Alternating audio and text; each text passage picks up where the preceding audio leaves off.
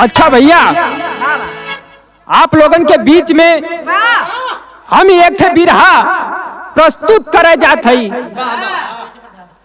आज ये भारत के वर्तमान स्थिति देखते हुए ये बिरहा का रचना कईल गईल बा। दरअसल बिरहा का मतलब होता है दर्द। ये दर्द आज हमारे पूरे भारत देश का है, जिसको बिरहा के रूप में आपके बीच में प्रस्तुत किया जा रहा है। और मुझे विश्वास है कि आप लोग बिरहा को गौर से सुनेंगे और इस पर विशेष ध्यान देंगे। बिरहा में भूमिका है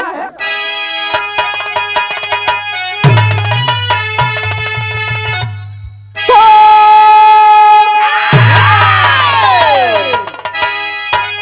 सामाजिकता का नैतिक पतन हो रहा, आंख मूंदे सरकार संसद भवन में। जो भारत कभी चिड़िया सोने की था, बेच कर आज उसको खड़े हैं सदन में। पेट भरता है जो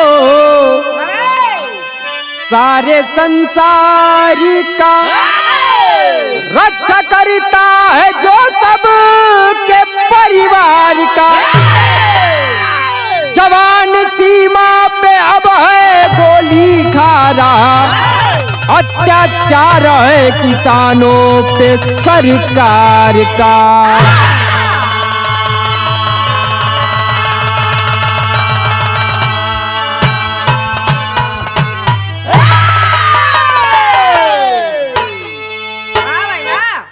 तो भूमिका रहल। बिरहा में एक ठे बहुत पुरान गजल, वही गजल के पीस लगल गुरुजी।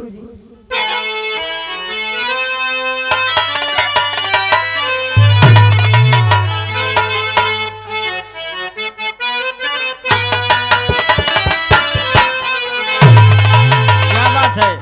पंजाब के बोतल में, पंजाब के बोतल में कश्मीर का पानी है।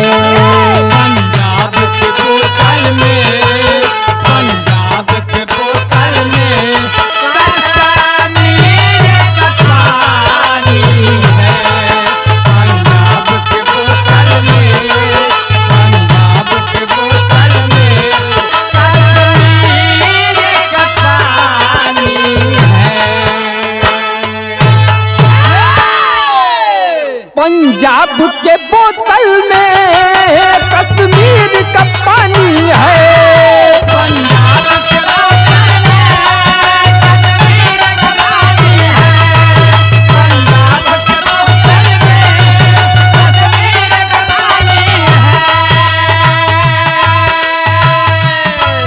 पंजाब के बोतल में कश्मीर का पानी है। कश्मीर का पानी है। लखनऊ की नजाकत है, लखनऊ की नजाकत है। बम्बे की जवानी है।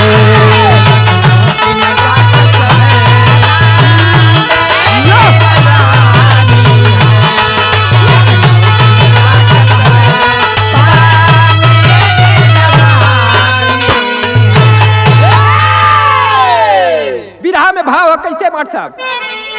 नजर मोरे देशवा के,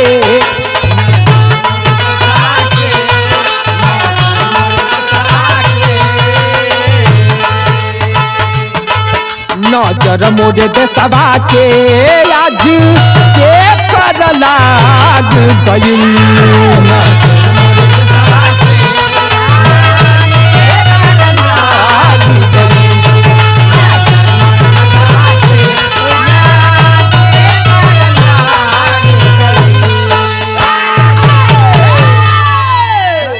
नजर मोरे देशवा के आज के कर लाग गई।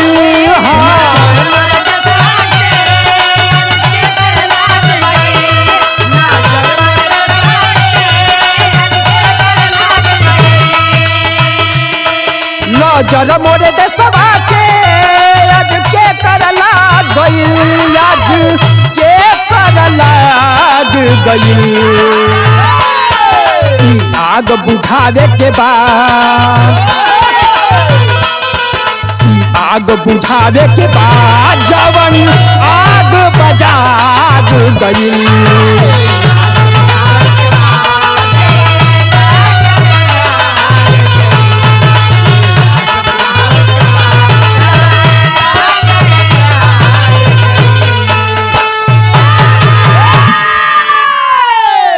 कहानी के शुरुआत हो गई। कैसे मार साहब?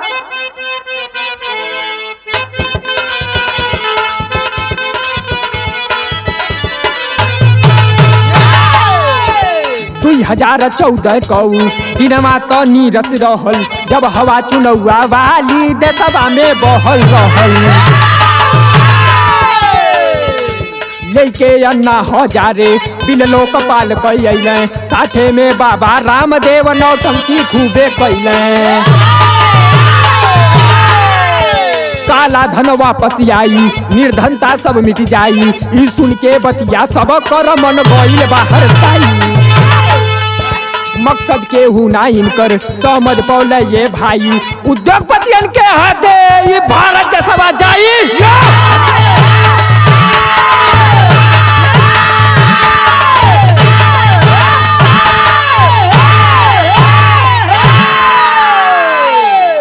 अन्ना हजारे लोकपाल लीले के शासन से टकरात हूँ, साथे साथे बाबा रामदेव जी समर्थन करत हूँ, जगह जगह पूरा अनशन होत बा।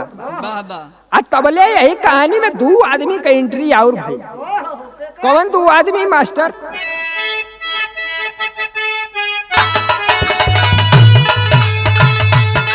दुई गोबर का सौदागरी गुजरात से घूमती आइले, काला धन वाला मुद्दा उलई के खड़ा भइले। चुनाव के लागल यगिया और गढ़ के भौरी धइले, काला धन वापस आई, 15 लाख सब पाई।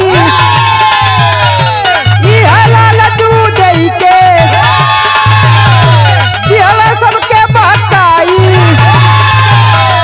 ओ खेला गई चुनौआ, अब गईले बहुमत पाई।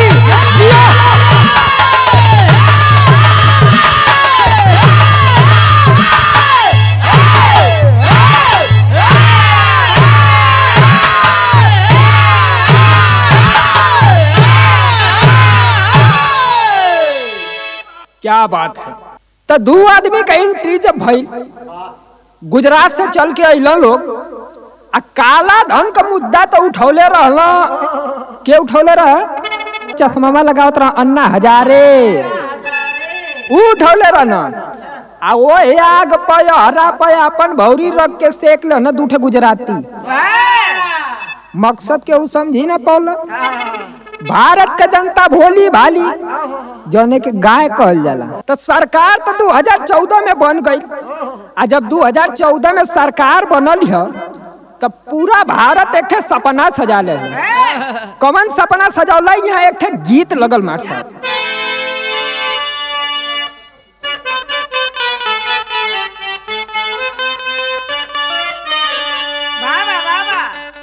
हरी हरी चूड़िया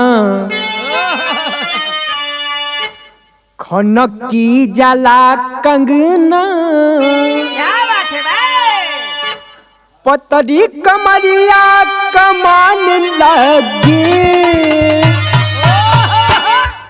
अरे पतरी कमरिया कमान लागे, गोदी जैसे दुई जिया के चान लागे, गोदी जैसे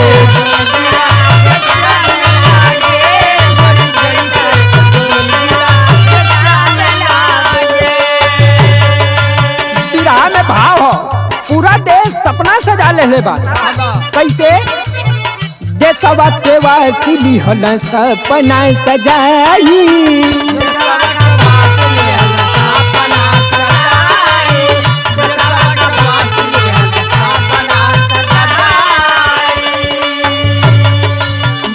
भारत का करे उद्धार अइले नेता मोदी जी बन के चौकीदार अइले नेता मोदी।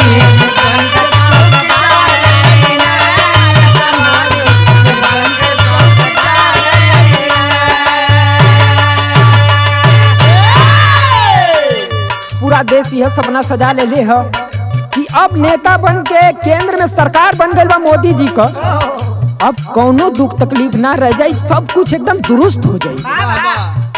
देश का सुरक्षा बढ़ी मिटी भ्रष्टाचार हो, केंद्र में मोदी जी का बनल सरकार हो।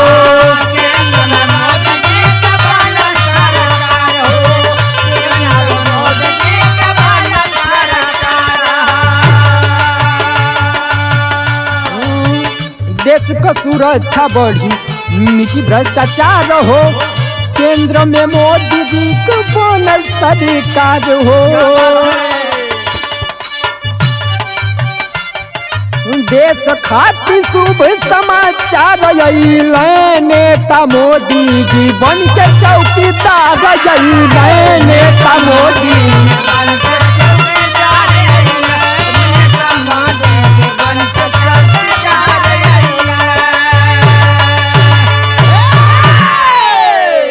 दो 2014 में केंद्र में सरकार तो बन गई मोदी जी का, लेकिन भारत की जनता का जाने, ये बतिया ना केहू जाने। अरे ये बतिया ना केहू जाने कि कवन समैया आई हो। अरे गद्दी पर बैठू का करिए जे गइल बा बहुमत पाई हो। शुरू भइल अब खेला इनकर, शुरू भइल अब खेला इनकर, करे लगला मनमानी हो। 8 नवंबर 2016 का बात बखानी हो भैया। 8 नवंबर 2016 सबके याद होई, नोटबंदी वाला वो दिन जब नोटबंदी सबसे पहले सरकार कैले रहे। कितना सब लोग परेशान भइल, काला धन आई, काला धन आई, 15 लाख सब पाई। वो तो 15 लाख मिलल ना मिलल, लेकिन काला धन तो आवे के चाहत रहे। लेकिन एक बात हम बता दें कि भाजपा सरकार में जौन काला धन रहे वो नारंगी धन हो गल, नारंगी धन हो गल। जौन काला धन रहे पैसा वही है, वो खाली नारंगी हो गल। अब नारंगी धन पर अगर केहू आंदोलन उठावे वाला मिले, अनशन करे वाला, तब शायद वो पैसा वापिस आ सकल। अरे कैले बाड़ा नोटबंदी, कैले बाड़े नोटबंदी, वो बैंक में लाइन लागल बा। अरे मेहनत का पैसा बचावे में सब लोग भइल पागल बा। सब काम छोड़ी आपने आपन, अरे सब काम छोड़ी आपने आपन, पैसा बदले में परेशान भइल। अरे बड़का लोग तो बच गइल, मजदूर किसान हैरान भइल।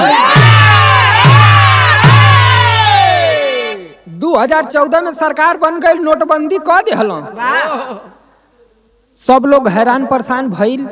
सब बैंके में लाइन लगल, यहाँ वहाँ सब बदल, कितनी पैसा नदी बारी में सब बहल, सब लोग देखलस। लेकिन मेरा सवाल है कि भारत की राजनीति कहाँ जा रही है? टेरी के भाव लगल मार साहब कैसे?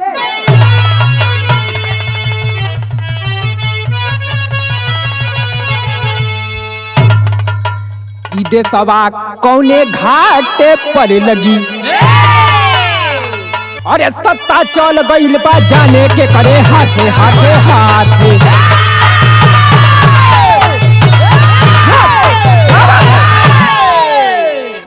सत्ता चल गइल बा जाने के करे हाथे, ई देशवा कौने घाटे पर लगी। अब आंदोलन शुरू कैला अन्ना हजारे, समर्थन कैला बाबा रामदेव, अब मजा मार ले ना दूठे गुजराती।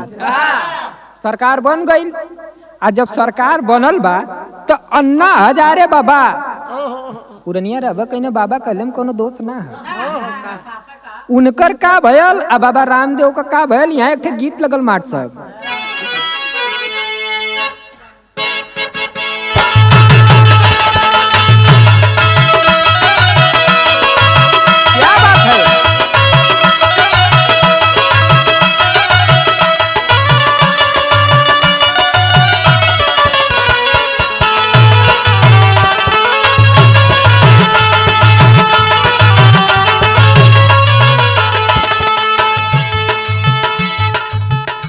मेहरारू अपने मर्दे से बड़ा परेशान है। बतावत ही अपने सखी से कुछ खबरों के मिलल है। कैसे? जब से सुना है दर्द दूना है,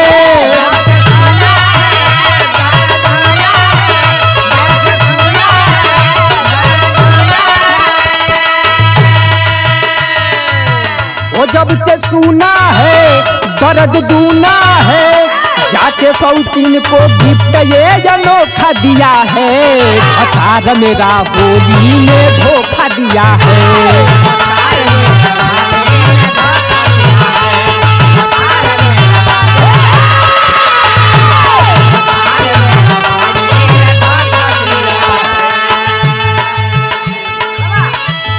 अन्ना हजारे जी के का भयल?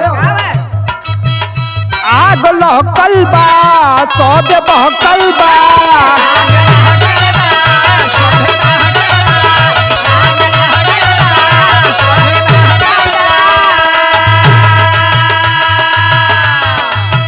हो आग लहकल बा सब बहकल बा, काला धन वाली बतिया भुलाई गईल, अन्ना हजारे जाने कहवा हेराई गईल, अन्ना हजारे जाने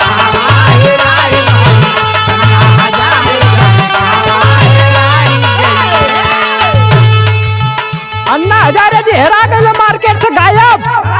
आ उनकर साथी समर्थन करे वाला बाबा रामदेव कहाँ गइलो? रामदेव बाबा लगन योगा करावे, खोली पतंजलि लगन कंपनी चलावे, खोली पतंजलि लगन कंपनी चलावे। सच्चाई के रखे छुपाई के,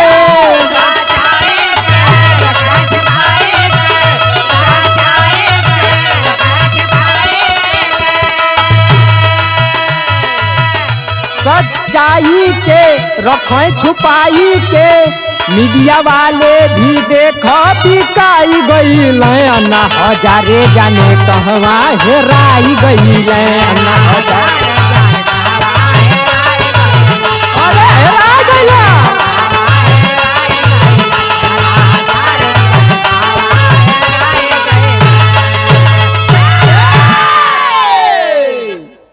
अन्ना हजारे जी जे पूरा आंदोलन शुरू कैल, वो सरकार बनता गायब हो गई नहीं, आज लौकना ना। अगर केहू के लौकल हो भैया तो हम कमेंट में जरूर बता दिया।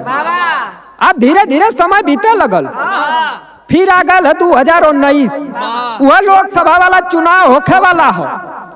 2019 चढ़ता तब ले एक भारत में घटना घट गई। घटना घटल एक गीत लगल मार साहब, कैसे?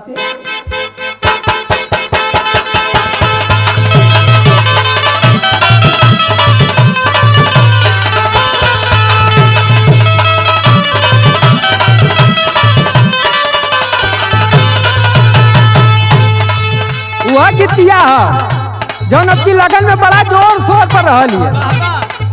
कोदा में सट के उलट के पलट के देले बड़ो देहिया तू रहो,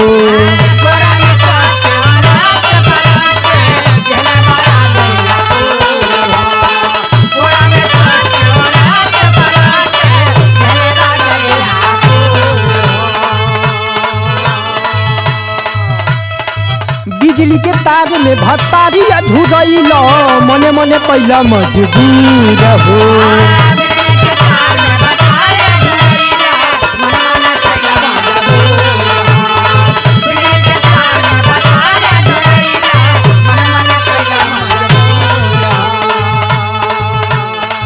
कोदा में सट के उलट के पलट के देले बड़ो देहिया तू रहो, बिजली के तार में भतारी अधूरइल, मने मने पहिला मजबूर हो।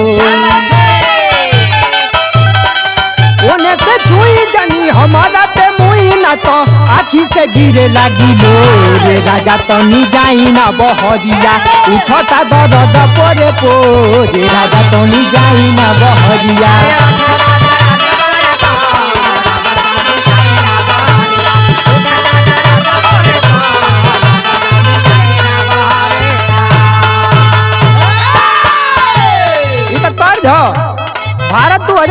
चढ़ता भारत में एक ठे घटना घटल।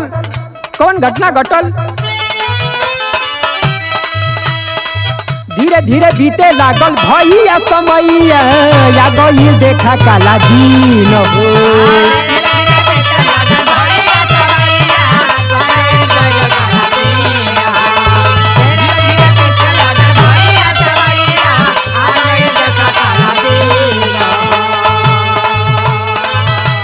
फरवरी 2019 के भइल बा भारत गमगीन हो।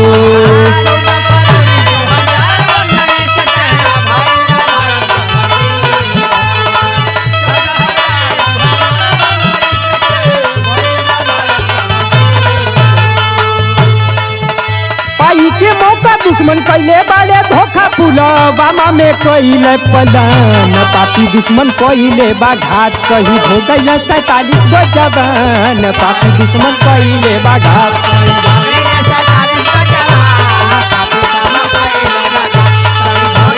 47 जवान शहीद हो गए।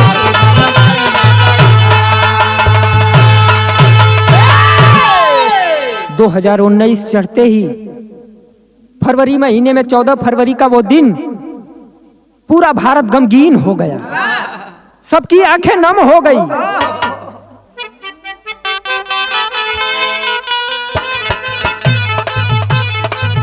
आइल कोई संसमैया,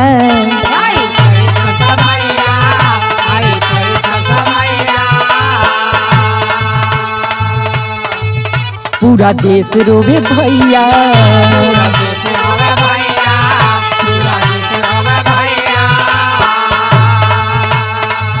वार पिठिया पर फिर से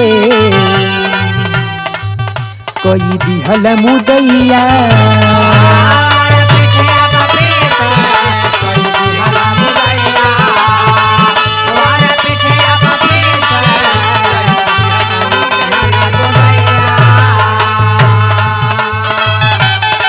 गुस्सा में देश पूरा कैले बाड़े मांग, अब बदले में चाही पाकिस्तान, पापी दुश्मन कैले बा घात, शहीद हो गइल 47 गो जवान, पापी दुश्मन।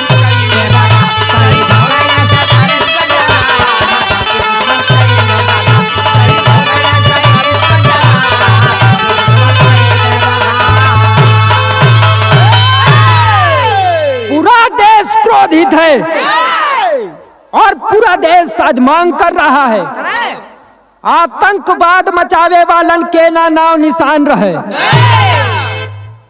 आतंकवाद मचावे वालन के ना नाव निशान रहे। अरे 4 पीढ़ी पूछे के चाहिए कहाँ पाकिस्तान रहे।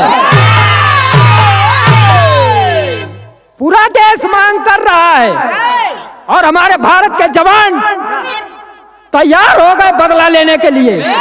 उन 47 शहीद हुए जवानों का बदला लेने के लिए हमारे भारत की आर्मी तैयार हो गई, प्लान करना शुरू हो गया।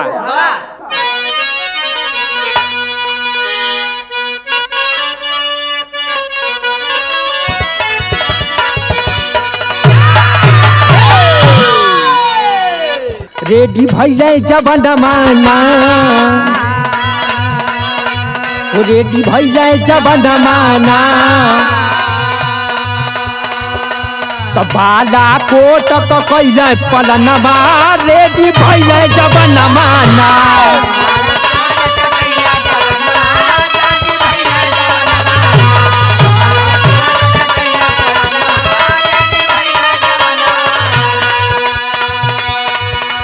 कूदल ये लोसी भीतर सेना, तो दुश्मन जिंदा ये कहू बचेना, दुश्मन जिंदा ये कहू बचेना।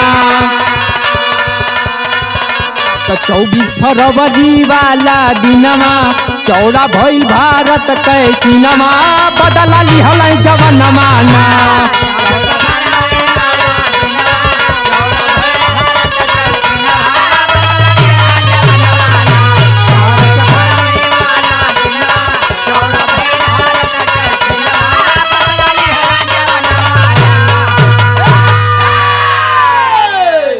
चौबीस फरवरी 2019 को हमारे भारत की सेना हमारे उस 47 शहीद हुए जवानों का बदला ले ली। लेकिन मेरा सवाल है, इस देश की राजनीति से, इस देश की जनता को मेरा एक संदेश है। पोपट में मार साहब कैसे?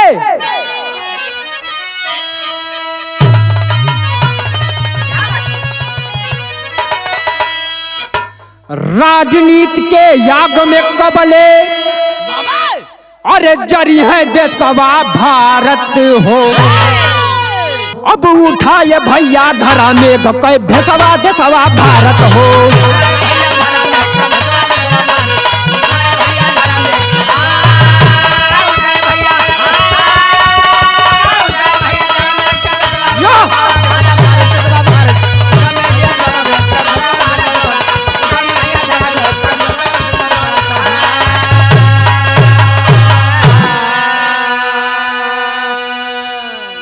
ये बात सोचनी होगी हमारे भारत की जनता को कि राजनीति के आग में कब तक हमारे जवान शहीद होंगे, कब तक हमारा देश जलेगा। राजनीति की आग में इन राजनेताओं को इतना नहीं समझ में आता कि हमारे देश के जवानों की जान क्या इतनी सस्ती हो गई है।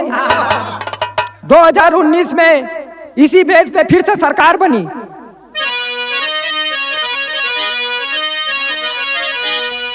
अरे 2019 में फिर से अब बन गई सरकार हो। अरे पूरा बहुमत मिलल अब की भैया विपक्षी लाचार हो। अरे लोकतंत्र का भूल गई संदेशवा देशवा भारत हो। अरे लोकतंत्र का भूल गई संदेशवा देशवा भारत हो। अब उठाए भैया धरा में गए भेसवा देशवा भारत हो।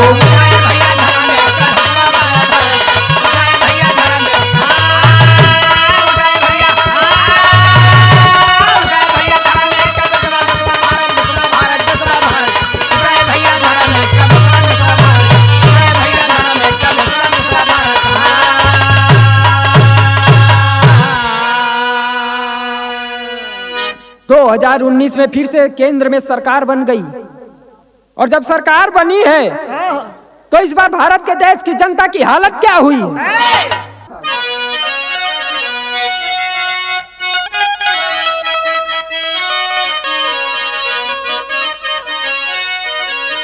क्या बात है बाबा? जैसे सर्कस की हो बांध पिजड़ा में, जंगल के राजा से रवा हो जाला लचा।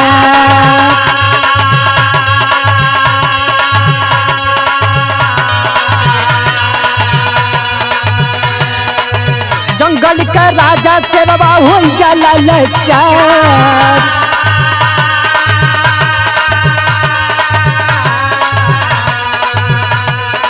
उनसे अब लाचार भइल भारत के जनता।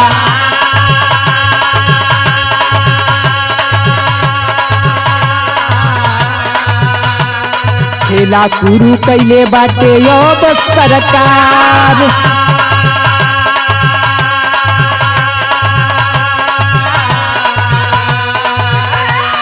नया नया बिल या कानून बने लागल।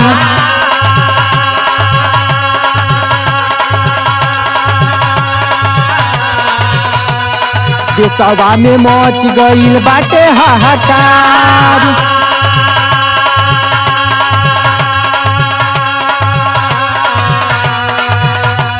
लागू कैल नागरिकता कानून ये ना रखी।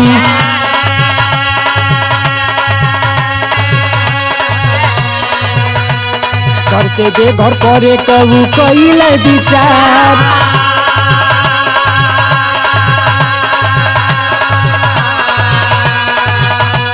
चारों ओर शुरू भइल बाटे आंदोलनमा।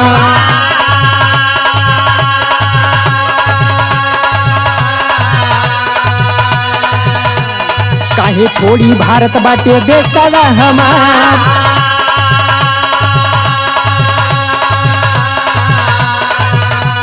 तबले पूरा दुनिया पे आइल विपत्तिया।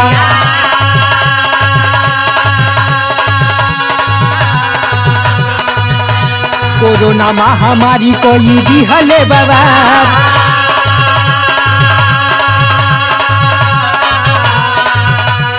22 मार्च 2020 वाला दिनवा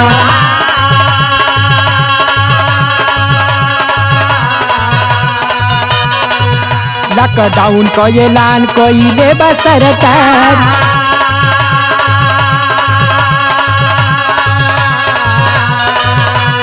जे जहाँ बा वही जकरा मोरे भैया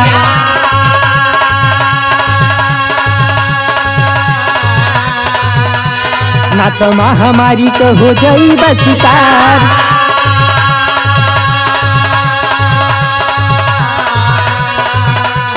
तीन माह लाग गई लॉकडाउन देश में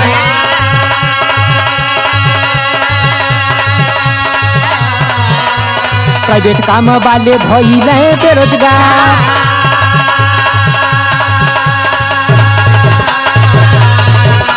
3 माह बाद फिर खुलल लॉकडाउन जेल बसयावा गमन भइल सुचार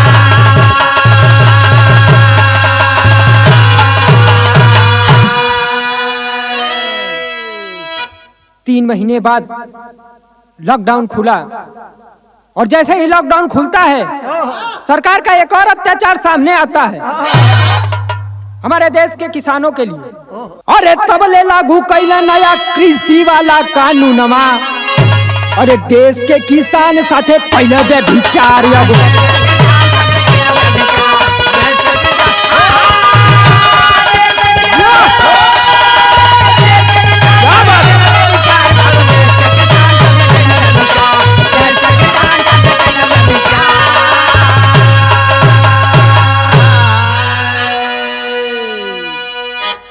जैसे ही लॉकडाउन खुलता है एक और नया कानून लाके थोप दिया जाता है भारत की जनता पर नया कृषि कानून उस किसान के ऊपर एक कानून थोपा जाता है जो किसान पूरे देश का पेट भरता है पूरे संसार का पेट भरता है भारत का जवान बॉर्डर पे शहीद हो रहा है और भारत का किसान यहाँ रोड पे आंदोलन कर रहा है क्या सरकार है क्या सत्ता है यही सपना था भारत का यही विकास करने के लिए आपको क्या एक गद्दी दी गई थी दिल्ली का सल्तनत का मालिक आपको इसीलिए बनाया गया था कि आप कानून पे कानून भारत की जनता पर थोपते रहे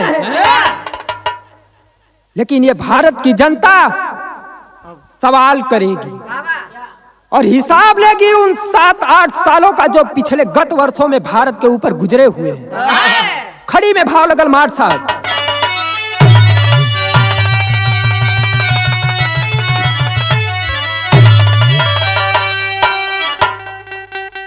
मेरा कहना है इस देश की सरकार से अरे किसान करे आंदोलन तू मन के बात सुनई बा नेताजी तब 22-24 में फिर जनता बीचे यही बा नेताजी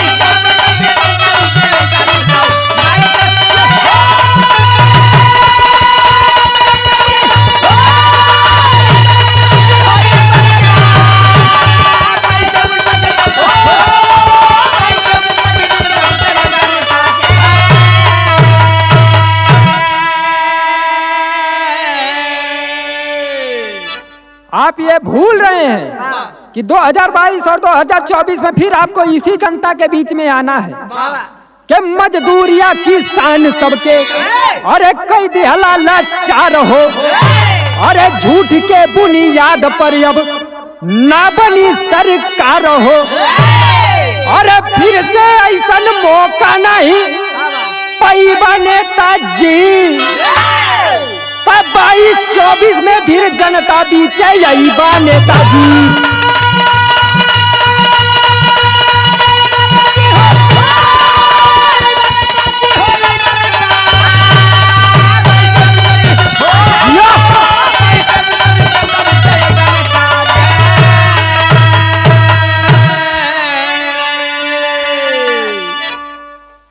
इस तरह से मेरे विरह की समाप्ति होती है 2014 से आज तक आप लोगों ने इस सरकार का कार्यकाल देखा है और किस तरह से सरकार बनी, किस तरह से भारत के साथ साजिश हुई है।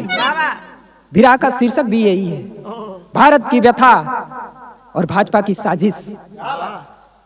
यही कहानी का शीर्षक है। आखिरी लाइन में मैं परिचय देना चाहूंगा।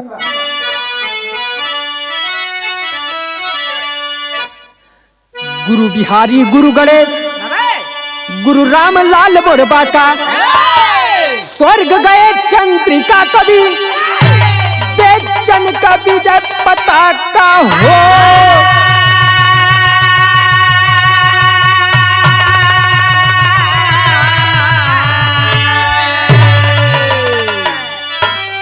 ई देशवा कौने घाटे पर लगी, तब प्रजापति शंभु वियोगी के बाटे जनता साथे। ई देशवा कौने घाटे पर लगी।